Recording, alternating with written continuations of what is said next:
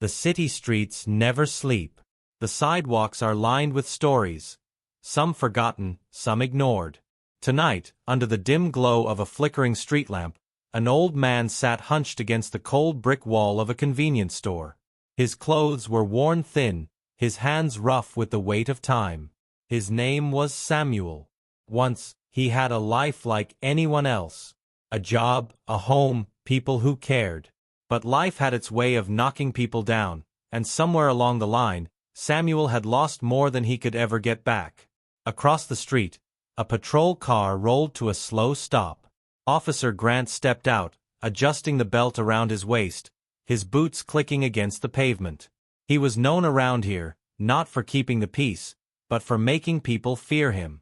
His reputation spoke louder than any badge he wore. He didn't see people like Samuel as humans. To him, they were problems, nuisances that needed to be cleared away. Samuel wasn't bothering anyone. He was just sitting there, quietly minding his own business. But that didn't matter to Officer Grant. As he walked up, his expression was already filled with disgust. "Get up," he barked, his voice sharp. Samuel looked up slowly, blinking as if waking from a distant memory. "I ain't hittin' nobody, officer." But that wasn't the answer Grant wanted. His patience was thin, his anger quicker than a spark. Without warning, he lifted his boot and struck Samuel's side. The old man gasped, falling onto his hands, his few belongings spilling onto the sidewalk. A worn-out blanket, a small photograph, a crumpled piece of bread. For a moment, the world went silent. The sound of the street faded, the cars in the distance just a blur. Samuel coughed, struggling to push himself up. But before he could even react, another voice cut through the air. "What the hell do you think you're doing?" A second officer had just stepped out of a vehicle parked nearby. Unlike Grant, this officer had been watching. And he wasn't about to let this slide. What happened in the next 3 minutes would change everything. The moment those words cut through the air, Officer Grant froze, his foot still inches from Samuel's worn-out blanket. His grip on his belt tightened as he turned, eyes narrowing at the man standing behind him. It was Officer Daniel Carter. Younger, calmer, and the kind of cop who still believed the badge was meant to protect, not intimidate. Unlike Grant, Carter had spent years earning the trust of the community, talking to people instead of treating them like they didn't matter. And right now, the look on his face was one of disgust. "You got a problem, Carter?" Grant asked, his voice laced with irritation. Carter took a step closer, his eyes shifting from Grant to Samuel, who was still on the ground, wincing in pain. He had seen enough. "Yeah, I got a problem," he said firmly. "I just watched you kick an unarmed man for no reason." Grant scoffed, shaking his head like it was nothing. "He's trespassing, loitering, blocking the damn sidewalk." Carter's jaw tightened. He glanced at Samuel, who wasn't even near the store entrance, just sitting quietly in his own little corner of the world. The old man wasn't causing trouble. He wasn't begging or harassing anyone. He was just there. And that was enough for Grant to decide he didn't belong. "He's not breaking any laws," Carter said, his voice steady but firm. "And even if he was, you don't get to put your hands on him." A small crowd had started to gather. A couple leaving the store had stopped near the curb, whispering to each other. A man across the street had pulled out his phone, recording from a distance. The energy in the air shifted. People were paying attention. Grant noticed it too. His eyes darted toward the phone camera, then back at Carter. His expression darkened. "You think you're gonna stand here and lecture me in front of these people?" His voice was lower now, more dangerous. "I think you need to step away," Carter shot back. Grant let out a bitter laugh, shaking his head. "You've been on the force, what, 5 years? You don't tell me how to do my job." Carter didn't back down. He knew Grant's type. Men who thought the badge made them untouchable, who let the power get to their heads. Carter had seen it before, but this was the first time he was watching it unfold right in front of him. Then, a quiet voice broke through the tension. "I fought for this country." Both officers turned to Samuel, who had finally pushed himself into a sitting position. His voice was rough, years of hardship weighing down on every word. "Did my time in the army. Gave everything I had. Came home and lost it all." He coughed, his hands shaking as he reached for his photograph, crumpled and dirt-stained on the sidewalk. It was a picture of a younger man, in uniform, standing next to a smiling woman and a little girl. He held it gently, as if afraid it might disappear. Carter felt something tighten in his chest. He had seen this before, veterans left behind, struggling to find their place in a world that had moved on without them. The kind of people society ignored until it was too late. Grant, on the other hand, rolled his eyes. Yeah. Everyone's got a sob story." Carter's patience snapped. "Enough." His voice cut through the night, sharp and commanding. "Step away, Grant." The older officer's face twisted in anger. He opened his mouth to argue, but before he could get a word out, the sound of a police radio crackled to life. "Unit 12, report." Grant yanked his radio from his belt, pressing the button harder than he needed to. "This is 12, go ahead." There was a pause. Then, a voice came through, one both of them recognized immediately. The precinct captain. "Officer Grant, return to the station immediately."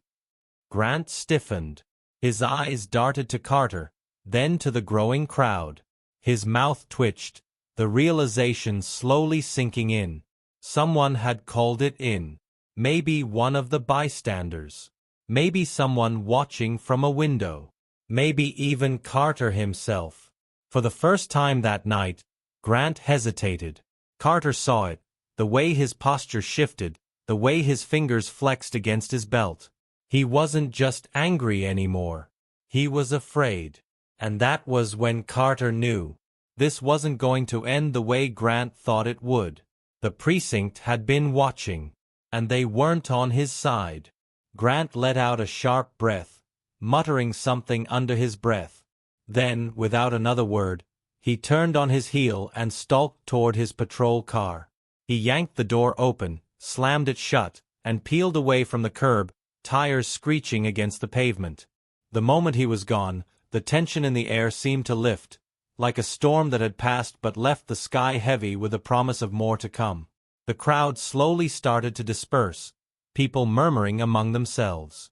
But Carter didn't move. He crouched down beside Samuel, his voice softer now. "You okay?" Samuel gave a slow nod, wincing as he adjusted himself. "Ain't my first time getting knocked down," he said with a small, tired smile. Carter exhaled, shaking his head. "It shouldn't have happened at all." He reached into his pocket and pulled out a small card. "Look, I know things are rough. But there's a shelter a few blocks from here. Good people. They can help." Samuel took the card, studying it for a long moment. Then he nodded again, slipping it into his coat. Carter stood up, his eyes scanning the street, still feeling the weight of everything that had just happened. Grant was gone. But this wasn't over. Not yet. And something told him that when the sun rose the next morning, the entire city was going to know exactly what had happened here tonight. The night air still carried the weight of what had just happened. The street, though never truly silent, seemed different now. People who had been walking past minutes ago were glancing back, whispering among themselves. Some shook their heads, others looked down at their phones, checking the video that was already beginning to spread. Officer Daniel Carter knew this wasn't going away quietly. He stood there for a moment, watching Samuel as the old man adjusted himself, his hands still trembling slightly as he tucked the small photograph back into his pocket. Carter had seen that kind of quiet pain before, the kind that never really left, the kind people carried with them, no matter how much time passed. A voice cut through his thoughts. "You think anything's gonna happen to him?" Carter turned to see a young woman standing near the store entrance. She had been one of the first to start recording. Her phone was still in her hand, her screen glowing in the dim light. Her expression wasn't angry, it was something else. Something colder. "He's already been called in," Carter said. "The department will handle it." The woman scoffed. "Yeah, right. Handle it. Like they always do." She shifted her phone in her grip. "People saw what he did. It's online now. But that doesn't mean anything if they don't do something about it." Carter didn't respond right away. He understood the doubt, the frustration. He had seen it before, heard it in people's voices when they talked about officers like Grant. The ones who got away with things because nobody wanted to challenge them. But this time felt different. The weight of the captain's order to return to the station, so quick, so immediate, told Carter that Grant had finally pushed too far. Maybe it was the video, maybe it was the growing number of witnesses, maybe it was just years of unchecked behavior finally catching up with him. Whatever it was, Carter had a feeling this wasn't going to be swept under the rug. The woman studied him for a moment, then shook her head and walked off, her phone still pointed at the screen as she typed. Carter exhaled and turned back to Samuel. "You need anything else?" he asked. Samuel looked up at him, his eyes tired but grateful. "I'll be all right, son." Carter nodded. He wasn't sure he believed that, but he also knew there wasn't much he could do standing out here. Still, something about all of this didn't sit right. He walked back to his patrol car, opening the door, but before he got in, he glanced back at the street one more time. The lights of the city stretched out before him, the world still moving forward, but tonight had shifted something. He could feel it. Inside the precinct, the tension was thick. Officer Grant sat in the small windowless meeting room, his jaw tight, arms crossed over his chest. His badge was still pinned to his uniform, but it suddenly felt heavier than it ever had before. Across from him, Captain Reynolds sat with a cold, unreadable expression. "Explain yourself," the captain said, his voice controlled but sharp. Grant scoffed. "What's there to explain? The guy was trespassing, loitering. I handled it." Reynolds leaned forward, folding his hands on the table. "You handled it by kicking a homeless man in broad daylight? In front of half a dozen witnesses? While being recorded?" Grant clenched his jaw but didn't answer. Reynolds let the silence hang for a moment before continuing. "Do you have any idea how bad this looks?" Grant finally spoke. "It looks bad because people want it to look bad. That guy wasn't supposed to be there." Reynolds inhaled slowly, as if trying to keep himself from saying something he'd regret. "That man is a veteran, a citizen, and whether you like it or not, a human being." He tapped the table once, his voice dropping lower. "And now, thanks to your stupidity, the department is on fire." Grant rolled his eyes. "Oh, come on. This whole thing is blown out of proportion. I've done my job the same way for years, and now, suddenly, it's a problem." Reynolds' gaze hardened. "Maybe the problem is that you've been doing it that way for years."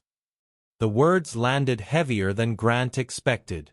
Before he could respond, there was a knock at the door. An officer leaned in, his face tense. "Captain, you need to see this." Reynolds frowned, standing up. He gave Grant one last glare before stepping out into the hallway. The station was buzzing. Officers stood around, phones in hand, muttering to each other. Someone had pulled up a screen in the main office, displaying a video that was now spreading like wildfire. The footage from earlier, clear as day. Grant's foot slamming into Samuel's side, the old man collapsing, his few possessions scattering across the sidewalk. The video had already gained thousands of views, shared across platforms with captions demanding justice. Reynolds rubbed his temple, feeling the headache coming on. This wasn't going away. Another officer approached, holding up his phone. "Sir, there's more." Reynolds took the phone, watching as another video played. This one wasn't from the street. It was older, grainier, a different time, a different place. But the same man, Officer Grant, shoving a teenager against a wall during a late-night stop. The timestamp showed it was nearly a year ago, and the comments underneath were worse than before. How many times has he done this? This department is a joke. Fire him. Arrest him.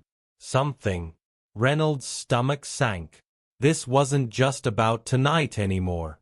This was about a pattern, a history. And now, the world was watching.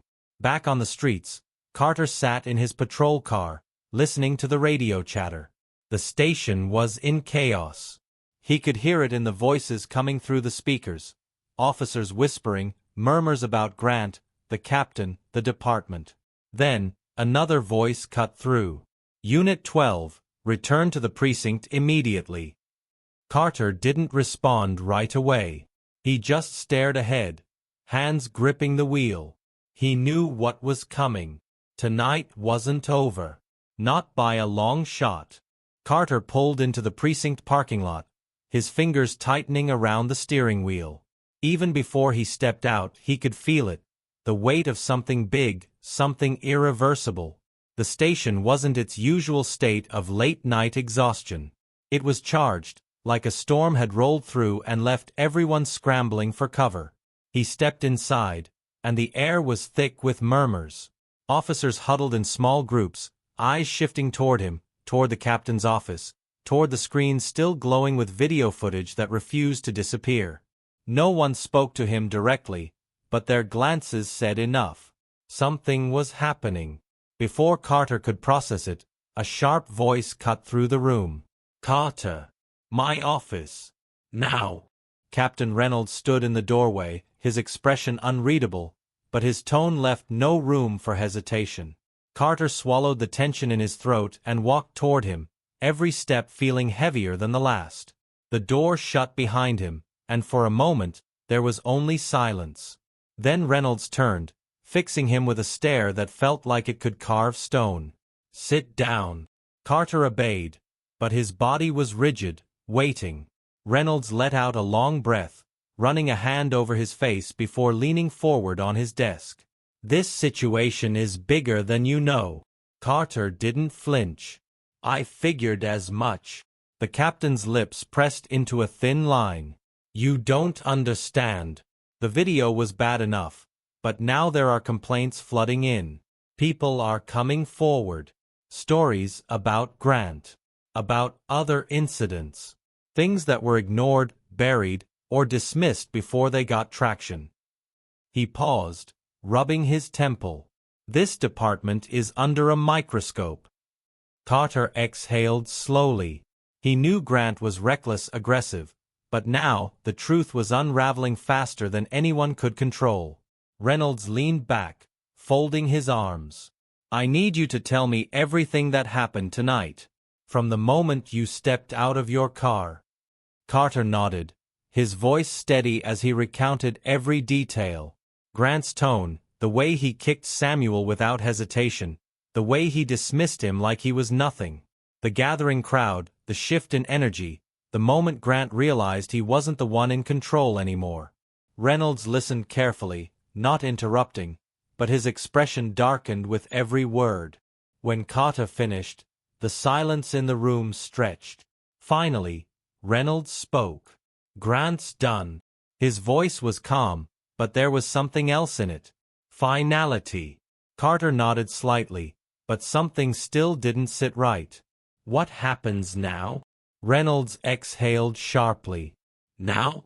Now we try to control the fallout." Before Carter could respond, a knock on the door made them both turn. An officer poked his head in, his face tight. "Sir, you need to see this." Reynolds shot Carter a look before pushing up from his chair and striding toward the door. Carter followed without needing to be asked. The station floor was louder now. Phones were ringing, officers murmuring.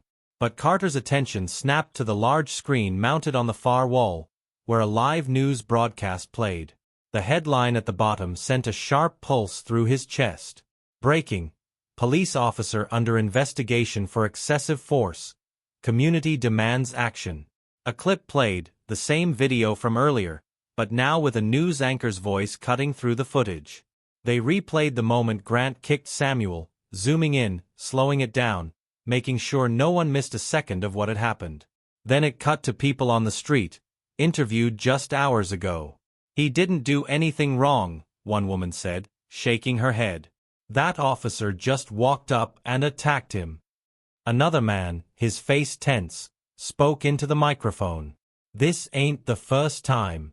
Everybody knows it. But now they got proof." Then, another face appeared on screen. A familiar one. Samuel. Carter's breath caught as the camera focused on the old man, standing outside a shelter, his hands wrapped around a cup of coffee. He looked tired, but his voice was clear. "I served this country," he said. "Did my time. And now I'm out here, treated like trash." He glanced at the camera, his gaze sharp despite the years behind them. "This ain't just about me. How many more times has this happened? How many more times do people like me get kicked down and left there?" Carter's hands curled into fists. The broadcast continued, cutting back to the anchor, who said words that made the entire room go still. "The mayor's office has released a statement, confirming an internal investigation into Officer Grant's conduct and calling for an immediate review of past complaints. The department has yet to issue a formal response, but sources say that disciplinary action is being discussed." Carter didn't need to look around to know what this meant. The department wasn't just under scrutiny, it was in the middle of a storm. And storms like this didn't just pass. They changed everything in their path. Then, as if to confirm it, another officer rushed up to the captain, his face pale. "Sir, Grant's here." Reynolds' jaw tightened. "Where?" "Downstairs. He just walked in." The energy in the station shifted again. People stopped, their movements slowing as if they all felt it. Something about to break. Carter turned toward the hallway leading to the main entrance, his pulse quickening. He knew Grant wasn't the type to go down quietly, and as he started toward the doors, he had a feeling that the worst was still coming. Carter stepped toward the entrance, his heartbeat steady but quick. He didn't know what to expect, but he knew Grant wasn't walking in here just to accept his fate. That wasn't his style. He was the kind of guy who fought to stay on top, even when the ground was slipping out from under him. When Carter turned the corner, Grant was standing just inside the doors, his arms crossed over his chest, his jaw clenched tight. His uniform still looked crisp, but something about him had shifted. He didn't have the same arrogance he carried earlier on the street. Instead, there was something else in his eyes, something calculating. Reynolds approached from the other direction, stopping just a few feet away. The air between them was thick with tension. "You shouldn't be here," Reynolds said, his voice controlled but sharp. Grant let out a short breath, shaking his head. "Come on, Captain. You and I both know this is ridiculous." He gestured vaguely toward the room behind them. "The media's running with this like I murdered someone in broad daylight." It was a shove, a warning. Nothing more. Carter's fingers twitched at his sides. A shove? That's what Grant was calling it? The footage had been playing on a loop all night. There was no justifying what had happened. Reynolds didn't blink. It was an abuse of power. And it wasn't the first time. Grant scoffed. "Oh, please. You're only making a move now because the department's under pressure. If nobody filmed it, we wouldn't even be having this conversation." Carter saw it then. Grant's confidence wasn't completely gone. It had just shifted into something more dangerous. He wasn't sorry. He wasn't even worried. He was angry. Reynolds exhaled sharply. "I'm going to have to ask for your badge and gun." For the first time, Grant's jaw twitched. He looked between Reynolds and Carter, his fingers flexing at his sides. "You're actually going through with this," he muttered, almost to himself. Then louder, "You're really throwing me to the wolves." Reynolds' expression didn't change. You threw yourself to the wolves. Grant's eyes darkened. For a long second, he didn't move. The room behind them felt silent, despite the murmurs, the ringing phones, the news broadcast still playing in the background. Then, with a slow, deliberate motion, Grant unhooked his badge from his uniform and placed it on the nearby desk. It landed with a quiet clink. But his gun? His fingers hovered over it for a second longer. A hesitation. Carter's stomach tensed. Then, Grant unholstered it and set it down beside the badge. Reynolds picked them up without a word. Grant let out a slow breath and took a step back. You know this is bigger than just me, right? Reynolds frowned. What's that supposed to mean? Grant tilted his head slightly, eyes scanning the room. The things I did, the way I handled situations. You think I was the only one? His voice was lower now, but just loud enough that Carter could hear every word. You think the department isn't full of people just like me? The only difference is I got caught. Carter's breath hitched. He felt the weight of those words settle over the room. Reynolds kept his face neutral, but his grip tightened slightly. If there's more, it'll come to light. Grant smirked, but there was no humor in it. Will it? Or will you just wait until the next viral video forces your hand? He shook his head, then took another step back, lifting his hands in mock surrender.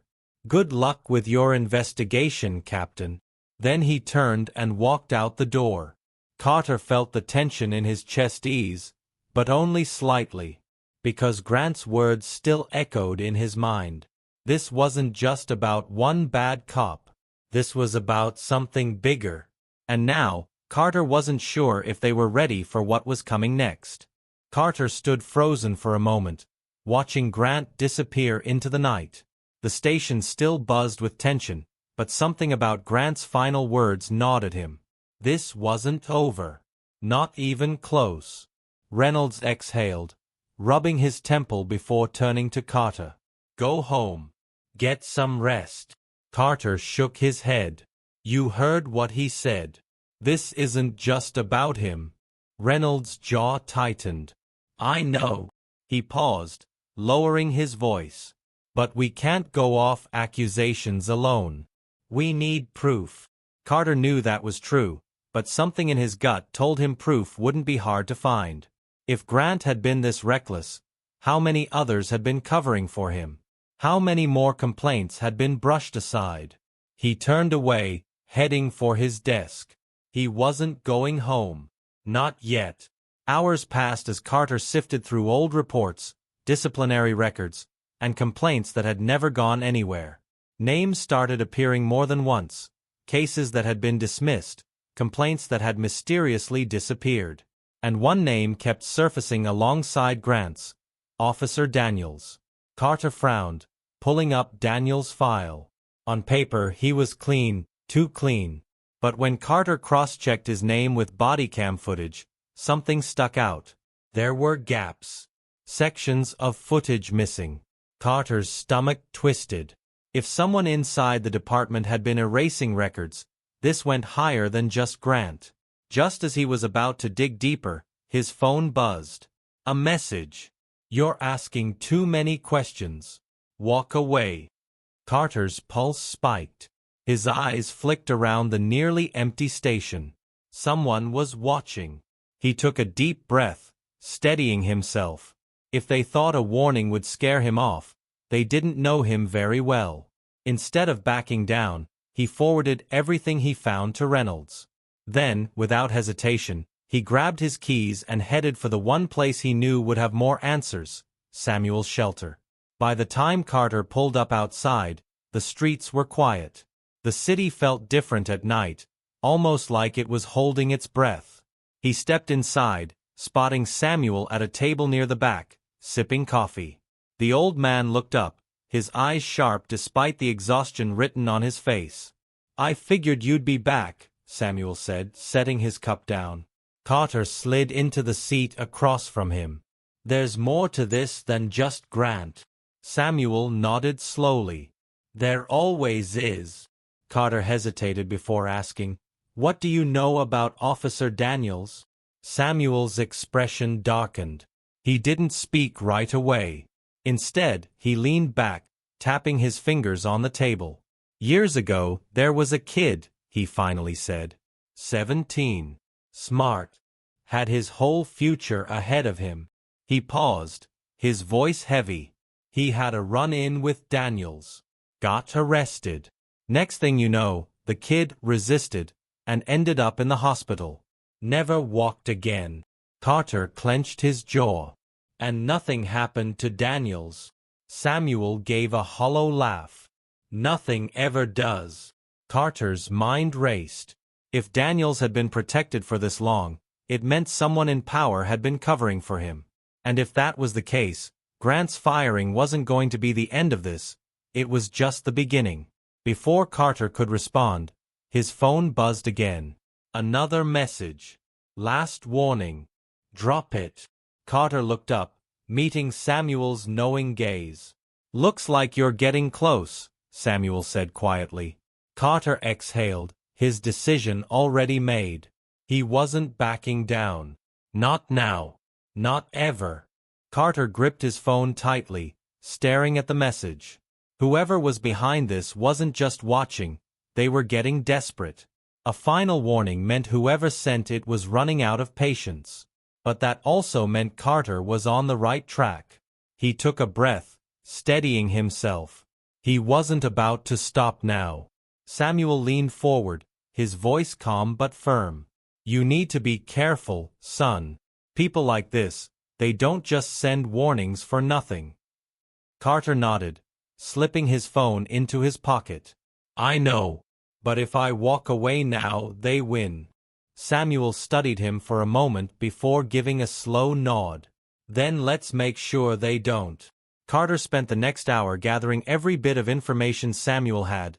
Names, dates, stories from people who had been on the receiving end of officers like Daniels. Some of them had spoken up before, only to be ignored. Others had stayed silent out of fear. But now, with Grant's firing making headlines, people were ready to talk. By the time Carter left the shelter, he had everything he needed to take this further. But he also knew he was running out of time. He had already pushed too far. Whoever was trying to keep this buried wouldn't just sit back and let him blow it open. The drive back to the station felt longer than usual. The city lights blurred past him, the weight of everything pressing down. When he finally stepped inside, Reynolds was waiting for him. I saw what you sent me, Reynolds said, his voice low. And I just got a call. He paused, his eyes locked onto Carter's. Daniels resigned an hour ago. Carter felt his chest tighten. Resigned? Reynolds nodded, packed up and walked out. No explanation. Carter exhaled, running a hand over his face. It wasn't a victory. It was a cover-up. Daniels had been protected for years, and now, when the truth was closing in, he was being quietly removed before it could explode. Reynolds folded his arms. Who else knows about this? Just you and Samuel, Carter said. For now. Reynolds was silent for a moment, then sighed. We can't let this die here. Carter nodded. We won't. The next morning, news broke. Not just about Grant, but about Daniels, about the erased footage, the buried complaints. It wasn't just one bad officer. It was a pattern.